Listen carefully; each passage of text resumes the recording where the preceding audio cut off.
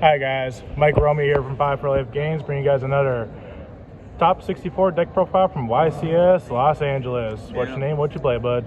Kobe Short. I played a basic cash deck with questionable ratios. Yeah, I just lost in the mirror in top 64. I played well. Alright, let's get into it. So first off, for questionable, I played 41 cards. Don't question it, it's about the side patterns. I'm gonna say that a lot about these cards. So I played 10 monsters because every time you draw a monster, you should win the game. Playing less in the mirror, people in the mirror going for like the Diablosis line like a lot. So having these cards get banished in the mirror, these specifically get banished in the mirror if you play one really sucks. Having two, also this card's really good for follow-up. But yeah, these are obviously good cards. 3 of the best spell in the deck. This card's an FTK. 3, 3, 1, 1. These are all engine requirements. You have to play these cards. This is crazy. I side this card out a lot. Going second in the mirror, going second against most things, this card comes out, but I think it's so strong game one to have. Because the format's so wide, there's a lot of niche interactions that you have to play through, and this card helps you. Like one game I banished 2 cards out of someone's hand from this card. Like, card is very good. 5 pots. No complaints on these. They're very good. Yeah, I was very questioning on this one, Desires, but playing it for a while, yeah, this card's very good.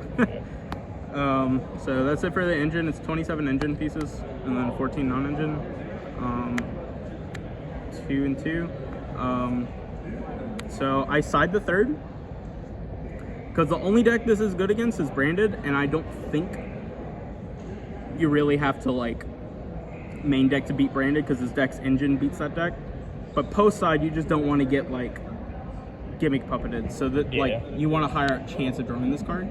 And I don't want to not like I wanted to play 5 hand traps, so I played like this. This one's better than this one because you can draw this one for turn and it'll be good. But yeah, these were all good. The kaijus were really good. These were like last minute. I was playing 1 kaiju and the deck was 40, but then when I would go to side deck, it would be like I'm taking out like a card that I still want in the matchup for a card that's slightly better, but like I could just have this in my deck and it doesn't really mess up your ratios that much. Like it's like 2%. And you have a higher chance of drawing this card in the mirror, and this card in the mirror is it's such a big blowout. And then 3 Lance. This card was really good this weekend. Mostly for Reckless Greed, or Rush Recklessly. 800, card's nice. But yeah, summoning, like, I rarely end on Rise Hard Pass. I do like a different board with Shangri-La and stuff, because I just don't respect Nib. Unless I could look at you and be like, okay, Nib's in your deck, but that's not often. Fair. 3 book, this was MVP of the weekend. This card was insane. I still don't think Eclipse is a good card. This one overperformed. And then the last card's a Cosmic. This is for the mirror, kinda. Game 1, it's like, this card's so low impact in the mirror, you don't really want to see it. And this card does the same thing as this in a sense, like you're gonna hit a planet with this, but this also doubles up, it can hit Birth. And it's a back row removal that you can play for the back row decks in your main deck that you can like Prosperity into, right? It gives you a chance to out skill drain if you can't get to Draco Sack or something.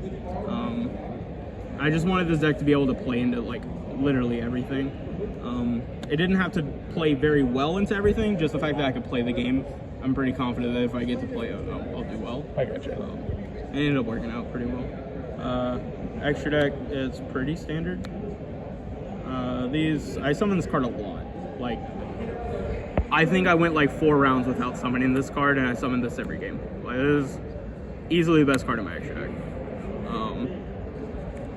Big Eye, this. I kind of wish I played one of these, and I played the Fossil Warrior guy, the Skull Knight. That way it forces your opponent to interact with you like more into an Arise Art, even if they book it. Like to clear it, they're gonna have to summon their own Arise Art first and then clear it. That way you don't get the Fossil Knight. in the grave. And if he's ever in the grave, then you can just pop their Rise Heart, right? Like, Okay. The card's very good. I didn't summon this card once. You just have to have it in your deck for skill drain, but like, I didn't summon this. This was probably like my third most summoned card. This guy was the MVP. Yeah. Like in my top 64, he popped a Birth and then got impermed. Like, this dude went in.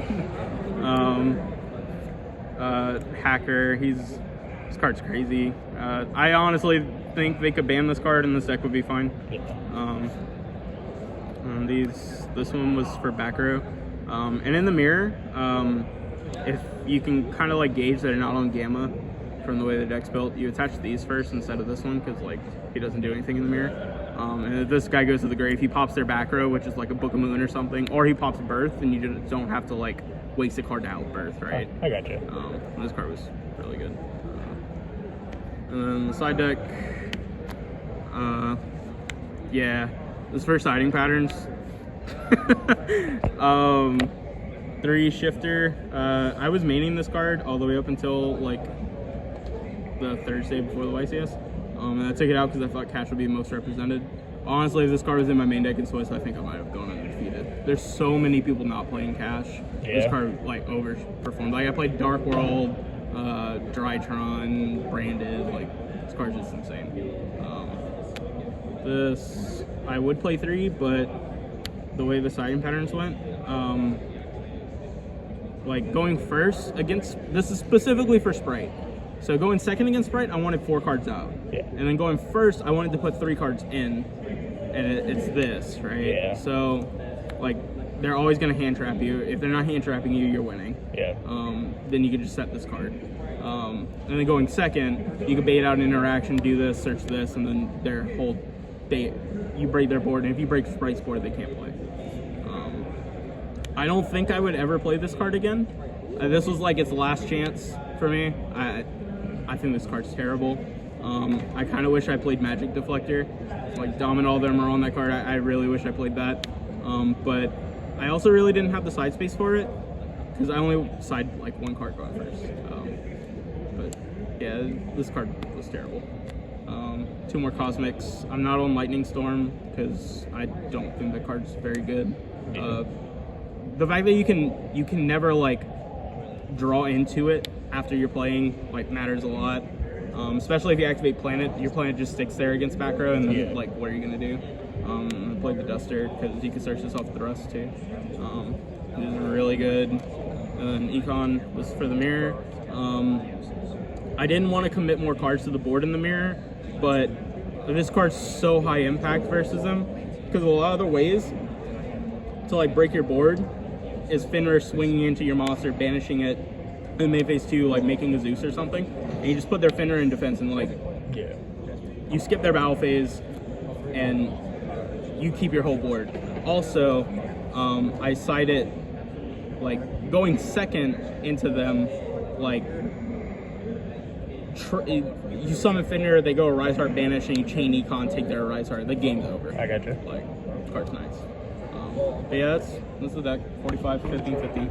41, 15, 15. Yeah, Alright. Felt like 45. Thank you very much, Kobe, for the deck profile.